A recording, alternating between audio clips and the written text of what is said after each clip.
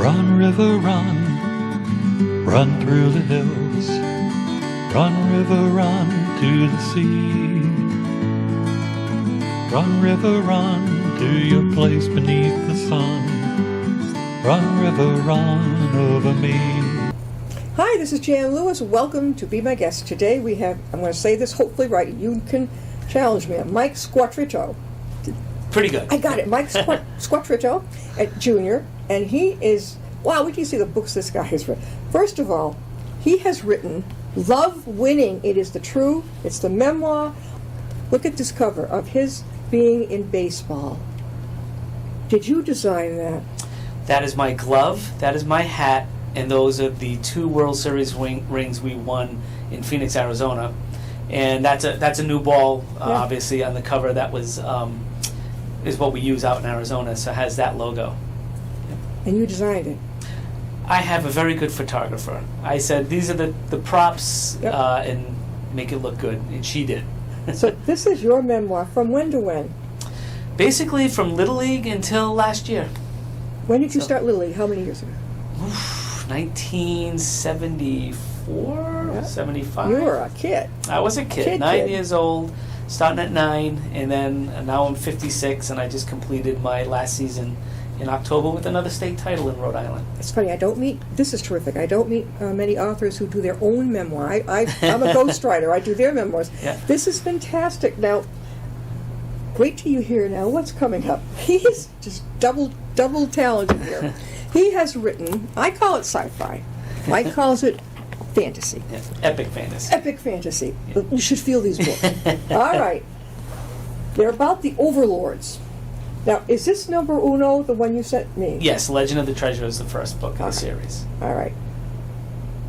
How long does it take you to write each of these? Well, that's a loaded question. I'm an engineer by day because if I wrote only books, I would be starving right now. Yep. But if I could sit down and write all the way through, I bet you in 18 months I could write a novel that size, and then work on getting the artwork and the formatting and all that kind of stuff. So, yeah, all right. So this is the Legend of the Treasure. This is the first one. That's number 1. All yes. Right. Now, number 2 is the green one. Nope, the orange one. The orange one. Yes. Okay, let's see. I went with a beast like the Talisman of Unification. Yes, that's book 2, and as you can tell, Dracus is a menacing red dragon. Oh yeah. And your illustrator did that too?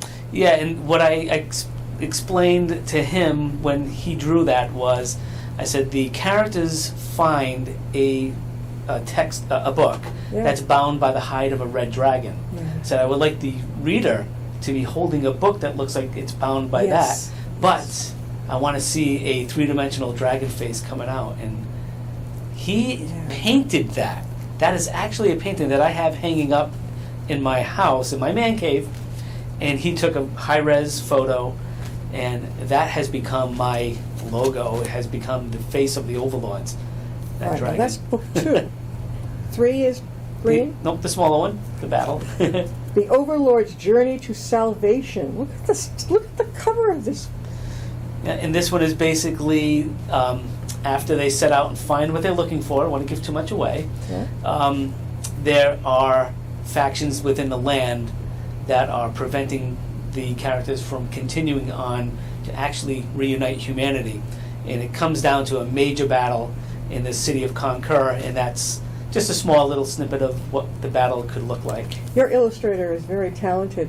Yeah. He has grabbed what you're trying to say right on the cover. Yeah, and I did a nationwide, actually a worldwide search on Craigslist, and I got a lot of good artists and whittled it down to 5, and then found the one that we could work well together, and he's phenomenal. He actually did the baseball book. He didn't do the photograph. Yeah. He did the spine, and he's a great guy. Now this is the 4th one. Yes. Overlords, Mission of the Kings, and here's the dragon. Whoop, the dragon going up like this. Look at the 2-headed dragons. Yeah. Or as I call this book, the doorstop.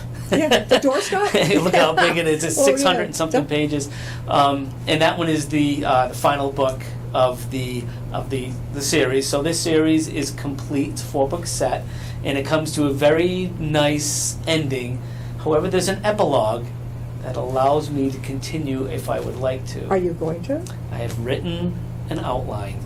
Uh-huh. And so what I tell my fans is, this portion is complete.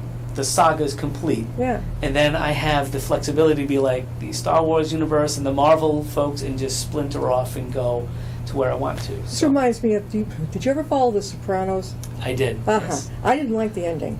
No. But they left it open. They did. I thought they were going to do something, but... And then next thing you know, what was his first name? Gil Fano? Tony Soprano. Tony Soprano. Yeah. He died. In real life, he died. Yeah, yes. he did. And Yeah. I was just, to me, he was the star. Oh, yeah. I thought he was And great. he was young, too. He was. I think they 50 were... or 60, something like that? I think he was even like just Was 51, he 52. 40s maybe? Might have been, maybe late 40s. He But I was- think he probably threw them all for a loop because they figured, well, I'll give him a break for like 4 or 5 years and then rekindle. But Definitely. sometimes it doesn't happen. We're So- talking with Mike Squatrito, Jr., and he is the author of the Overlords, I can't say trilogy, it's a what do you call that, a quad You know, it's quadrilogy, but I call it a book series. book series of 4, and he's working on an epilogue. These are what you call, Mike, I call it sci-fi, you call it fantasy. This is the way I pitch it. It's epic fantasy, like a Lord of the Rings kind of story, that I wrote down at a Harry Potter level, so 5th graders on up can enjoy it. With the characters influenced by the original Star Wars cast, so it has that kind of interaction with the character base. But I was a dungeon master back in the day, Oh, gee. so it has a heavy D&D flair. Yeah, in it. yeah. And it really, really has hit now because all those genres are what's in, Yeah. and you know it's How been can going they well. reach you and get your book?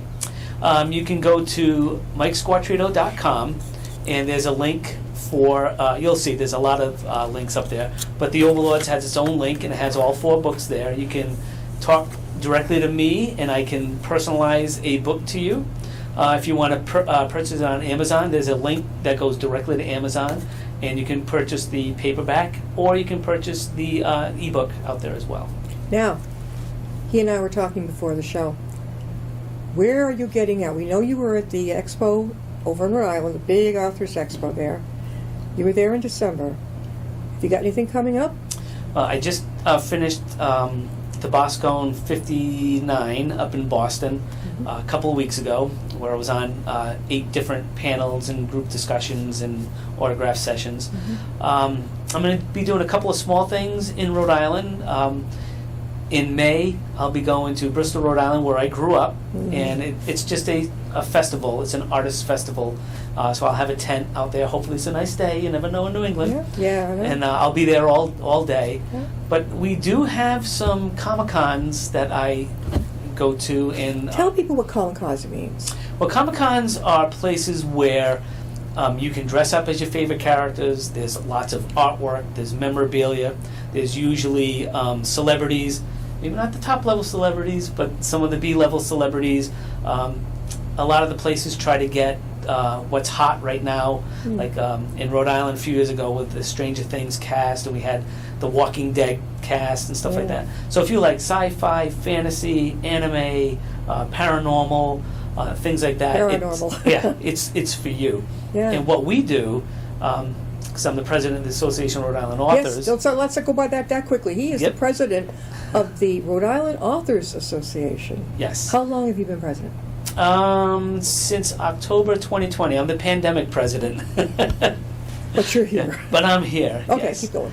Yep. So what we do is we have quite a few members that write like I do, and we have, depending on how many want to go, we will purchase as an organization 5, 6, 7 tables and put 2 authors per table Yeah. for the 3-day convention. Yeah, they can share this price of it. Yep, and we do very, very well. I had one girl who writes YA titles, and she sold 50 books in a day. Young adults are really into Crazy. That's outside the norm. Yeah. But I sold the most books I ever had this year. Right. And coming up, that's not until November. We have Fan Expo Boston. We're going to do in August. going down to Tampa for the Tampa Bay Comic-Con in the end of July. That'll be fun, huh? And then I think for the next book that you're holding, I may do another breweries tour. His memoir. Yes. You're going to that's do an addition to your memoir. I don't know if I'm going to write any more of that book. I think it's done, but there is more breweries in Rhode Island that I would like to There's one across the visit. street. They're all over the place. So, Yeah, definitely. Oh, well, there's so many places out there. Yeah. I just love the. Now, that was your hat, the blue hat. yeah, I still wear it. And those are your rings, Those are my rings. Yep. your baseball, Yep. and your mitt. And my glove. Is that the same mitt you had as a kid? Oh, I No. wish. No, Yeah, it was a big one. no, that one's a few years old. When did you get interested in writing, Mike? Right. Well, that's a strange thing because I went to college to be a computer software engineer. Where'd you which, go? URI, and that was back in the late '80s when I graduated. Yeah. And I didn't really have anything to write. I wasn't a writer. Yeah. But then we started getting into the Dungeons and Dragons and Yeah. Lord of the Rings and Star Wars and all that kind of stuff. And I had these characters in my head. I had all these maps and these treasures and these wonderful things that my buddies would be playing. And, Yeah. But then we graduated, Yeah. and I had everything ready to go for this big campaign, Yeah. and we never got to play. But those characters started talking to me inside my head and Yeah. going, "You gotta write, you gotta write, you gotta write." And Yeah. it took until about 1992, which was before Windows was even on. It Oh, was an yeah. IBM Yeah. desktop, and I started writing. And I had a great story, but I wrote like an engineer. Okay. So it took a long time to actually get the story going creatively. Yeah. So once I had the outlines and the storyline, a good friend of mine that sat next to me at IBM, she had a master's in English, and said, "I will help you with these stories and make them better." And she did a phenomenal job. So I got it to that Yeah. point. Yeah. And then I got myself a professional editor after that to polish it off. So Sure. So So that's it's when you tomorrow. started. That's when were I you started. Were you a good writer as a kid? You'd have to ask my teachers that. I was always a very good student, so Yeah. I would, do my homework and I would write and stuff. But I think I was more of an analytical, factual writer than Yeah. it was a creative flow. Hence, but you went into engineering. Yeah, Now, you've been in engineering how long? my whole career. Your whole career? Yeah, You so- like it? Yes, it's good. It's good. It's not my first love, Yeah. but it more than pays the bills, and it allows me the financial freedom to do all these things. Exactly. So it's not easy. It's No. very mentally draining and very analytical. But whenever they need somebody to write up things, they're like, "Oh, Mike's a writer. He can do it." Were you good in math? Yeah, I was very good. Yeah, at here we math. go. Yeah. This is so true. Everybody who's in a high tech, engineering or anything like that, math was easy for them. Yes, you give me the formulas, I can plug them in, and I can figure it out. What about English class, that type of thing? English was a little more difficult. See how it works? Now, I'm Yeah. more English artsy, Yeah. and you're more the other way. Right. It's amazing to me. Yeah. It really is. My husband's like that. He's very, very good with the math and the tech and all this type of thing. Yeah. But give me the people thing, the reaching out and the art and all this. Oh Yeah. yeah, I'll do that. People don't understand that. They're like, how can you be an engineer? They think of like the Big Bang Theory, those Yeah, guys, yeah. and the nerds and stuff. And I'm more outgoing, and I write and stuff like that. I'm like, well, I'm a Libra. so part of my brain is, like I tell people, is part is analytical, the other part's creative. You're so a Libra, you said? I am. What yeah. day? October 11. Oh, my father's is the 6th. Yeah. Yeah. I Yeah. think John Lennon's was the 9th. He was the 9th, yep, and I'm a huge Beatles fan. So me it too. all works. His son Sean was born on October 9th. Yes, that's odd. And he looks just like him. I know. He looks just like him. We're talking with Mike Squatrito, I said it right, Jr., and he is the author of, first of all, his memoir, Love Winning. That's if you're a good big baseball fan and all this type of thing, you're going to really like it. Now, this would be more in the adult section, you thought? Absolutely. Okay. Yes. It's really tells you like it is, if you get my Yeah. drift. Okay, so this is not for the young kids. Okay. And now, I gotta lug all these up here. This guy is amazing. The Overlords, complete 4-book. I mean, look at the size of it. Do you just sit down at night when you get home from work and how do you do this? Yeah, I like breaks during the day. I'll do some writing at lunchtime or some before work in the morning when I'm at my desk at work, and then weekends out on the deck when it's a nice. So it comes to you. Do you see it like as a movie? When I write, I think of it as a movie. I have to see it. It's an absolute movie. Yeah. I see. You know what's really strange? When I'm writing, I see the visions in front of me like a movie, so I write to that. Yeah. But when I'm editing and I read it back, Yeah. if it's black and white, I don't have enough description. And then when I start adding things and I can see the color, then the movie's there and the book is there. So Right. being an author, you want to set the stage for the reader so they can see everything, but you don't want to fill everything in for them. You want to Right. give them, set the scene, and then present everything. But it's strange. I see like blind spots in black and white when it's not enough. Well, Sounds crazy. some authors, I have a real, there's a couple things that drives me nuts, not your books, but a lot of these books that I see, if I go into the bookstore or whatever, I'll say, this looks terrific, and I'll start looking at it. But each chapter is a different person's point of view. I don't want that. I want to just stay with your main character. Yeah. That's tough. And then another thing is too many details. If there are too many characters, I'm like, oh, geez, now I got to go back, find out who this one was. Then it's no fun. Yeah, I think kind of like the Game of Thrones books were like that. Yeah. Actually, when Tolkien wrote The Lord of the Rings and everything, it was phenomenal fantasy. Yeah. That opened the door for everything. Yeah. But it was too much lineages and too many names, and it was very slow paced in some of the things.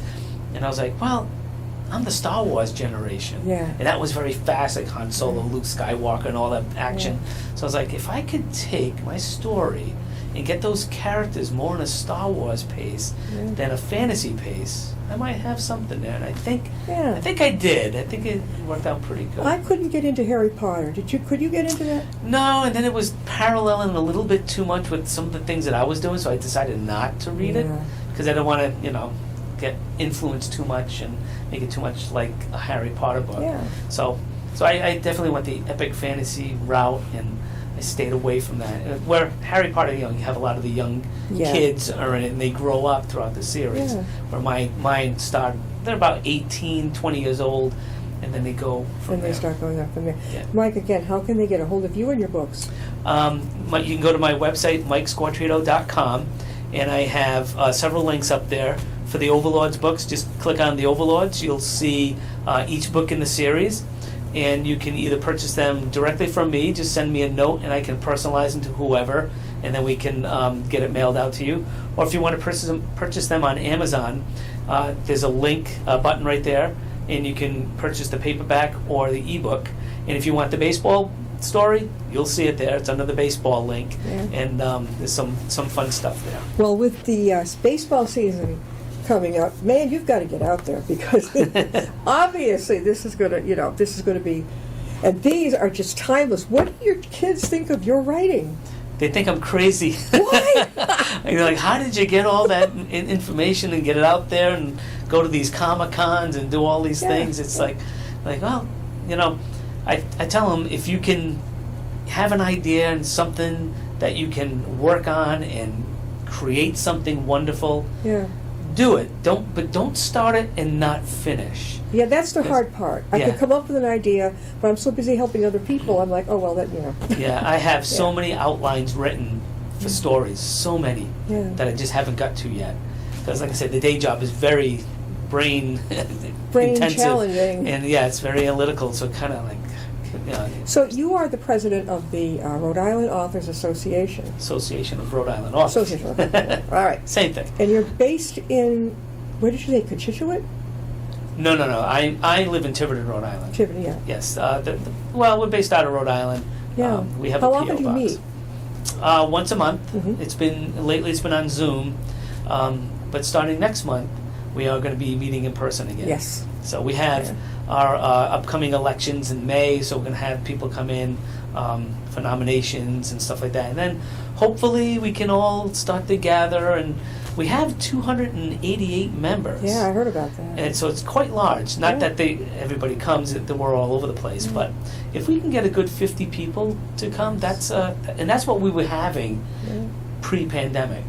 It was quite large. And they don't have to be from Rhode Island, what I learned. No, they can be Anybody can be a member. How can they reach you about this? You can go to riauthors.org, and you can.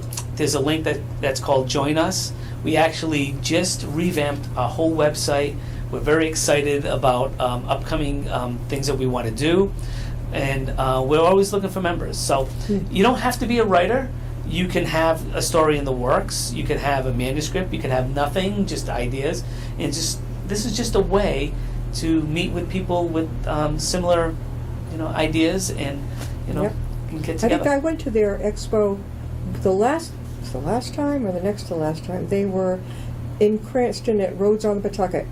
Yes, we did that one in 2019. Yeah. Obviously, 2020 we couldn't gather, so we did a virtual expo. Yeah. And then last year, Rhodes and the Pawtucket had a little problem Yeah, with the building. What, did they tear it down or what? No. What happened was, if you haven't been there before, it's a historical building. It's over 100 years old. Yeah. It's a great building. Yeah.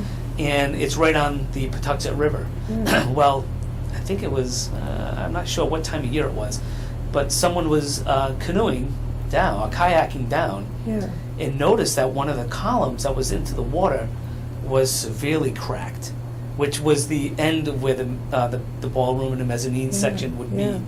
Well, if that column ever collapsed, the whole building would fall in. So fortunately, they found that. Yeah. That's the good news. Yeah. The bad news is this is not an easy fix. So what happened was they had to basically cancel some events, and our event could have went on, but we couldn't utilize a lot of the room, Yeah. and we decided that was too much of a risk. Yeah. And they could have closed it at any time. I so. remember that room was packed. Yeah. Oh, with authors, boop, boop, boop, boop, one Yep. right after the other. So we Yeah. went to the Crown Plaza in Warwick. Yep. It's large space and everything. It went well for this year. Yep. Again, it was just Not as before. many. Yeah. No, it was just before the Omicron variant went through the roof. So it was kind of that touch and Yeah. go. So we still held it. Everything was fine. Yeah. But we're going to be there again next year. Yes. Because At the same place. Yes, because Rhodes and the Pawtucket are still. They're a long way. They're a long way to Yeah. get. So that's great that you've got that. Now you're the president. What else do you do as the president? What do you schedule? Oh, what else do I do? Well, I handle the monthly meetings, handle any kind of like the revamp for the website. I was on that committee. Sure. The rebranding effort on that committee, on the expo committee. All the events that we put on, Yep. I help out with that, or we farm it out to hopefully people within the group. Yep. So there's a lot of things that go on being the Yeah. president. I can tell you like it too.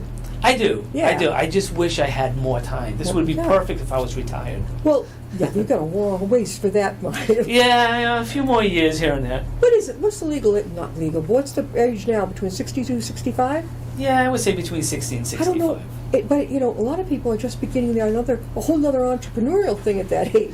Yeah, when I say retire, You don't mean retire. No, I say retire from my engineering life. You mean revamp. Yeah, so I'm fortunate enough to work at a company where I have a pension. Yeah. And when I turn 60, it's vested at 100%. So I can be a free agent come when I turn 60. Oh, I hear more books coming. Oh, there'll be a lot of books. Yeah, Oh, there'll be my God. Well, anyway, we're talking with Mike Squatrito, right? Squatrito. Squatrito, I'll get it. He has written, well, a phorology.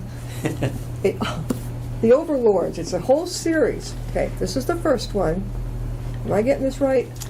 We go from the Minotaur to the Red Dragon. All right. Wait a minute now. Okay, so the green one comes up next. No, That's last. that's last. Yep. Oh! I told you the door stops. Yeah, doors. Oh my God! Gonna get your workout in. On your bedside table, guys, make sure you have like a real sturdy one. These are fantastic. All right, I know this is the first one because this is what he That's the sent first me. All Yeah. right, now the next one is That the one. red one. This is with him. This is the scariest one, I think, because he's sort of in there, Yes, he's a evil dragon and a very, very smart, conniving dragon. In other So. words, he's a sociopath. All right. Yes. Yes. Yeah. This one, Journey to Salvation. Now, this one shows. It looks like a movie type of thing you would see with all them up there around the palace. Like Yep. going like this and everything. And then, of course, now it's the last one. The Mission of the Kings. And there was the dragon again, all yellow, and he's like, Yeah. You call it fantasy. Yep, it's epic fantasy. Yep. Dragons and warriors and magic and treasures and, we have elves and dwarves and different races, humanoids, halflings. Even have a dog that can teleport 15 feet in any unobstructed direction. A dog. People love the dog. Now you're working on an epilogue to your memoir, but are you going to start a whole new fantasy line? I have some science fiction short stories that are in my head. Yeah. And if you go to my website, you can read some for free under the short stories link. How do they get there? Tell them. You can go to MikeSquatrito.com, and to read the short stories, just go to the link called Shorts. And you can go in there and you can take a look at those and let me know how you like them. A couple of them have made it to anthologies that we have written in for ARIA, and some of them are just standalone. Okay. How far are you willing to travel with people watching this? 'Cause once you're on YouTube, you're all over the lot. How far are you willing to travel if somebody sees you and says, we want him to come speak? It all depends. I do travel. I've gone to Boston for several things and stuff like that. So probably weekends, right? Yeah, I was going to say I do have the pesky day job that keeps me busy. The pesky day job. So if in Rhode Island, I can go after work. Okay, so you can go after. Yeah. Did your parents know that you were this, or are they still with you? They're still with me. What do they think? My mother is like, I cannot believe this came out of your head. And they so they had no idea that I was writing. Yeah, I would say in the beginning, I'm writing a book. Oh, that's nice. Isn't that nice? He's going to write a book. What about your dad when he saw what these were? He can't believe I got stuff like that. Has he read it? Not the fantasy ones, but he loved the baseball. He likes the memoir. Because he's mentioned in there. This is true, this one, yeah. I do blame him in a way, because when I was 9 years old, I loved baseball. We always played with kids in the neighborhood. Because I was fortunate enough to have a neighborhood with a lot of boys in there, and we played our sports. But when my father said you're going to sign up for Little League, I was just nervous. I didn't want to do that. Yeah. And he made me sign up, and that was the best thing he made me do. Now, were you an only child? No, I got two younger brothers who were same as me. They loved their baseball. They were all-staters and what stuff like that. What do they think of your books? They can't believe I've written them either. So they don't have the patience to read them, but they... Do you have a son and a daughter, right? Yes. Now, which one or both of them love your books? Which one really prefers? Well, they both like them all. Yeah. But they're kind of like, I'm not reading all those books and stuff. Yeah, that generation are millennials. Yeah. Can I read it online, Mom? I will probably have a better chance of when my granddaughter, my grandson are old enough to read them, that they will read those. Yeah, I have a friend who drives me crazy. She's got that, what is that silly thing? You can hold it and you could read a book like this. Oh, Kindle? That's not the same thing as picking it up and holding it. Yeah. I need something physical in my hands. And when I go to events, I can't sign an ebook. Right? Oh. So. Well, we have got to roll up. We're going to have you back on, right? Because you've got more coming. Eventually. Yes. Oh, yes. Oh, yeah. Thank you for being with us, Mike. Well, thank you very much for having me. And we'll see you next time and be my guest.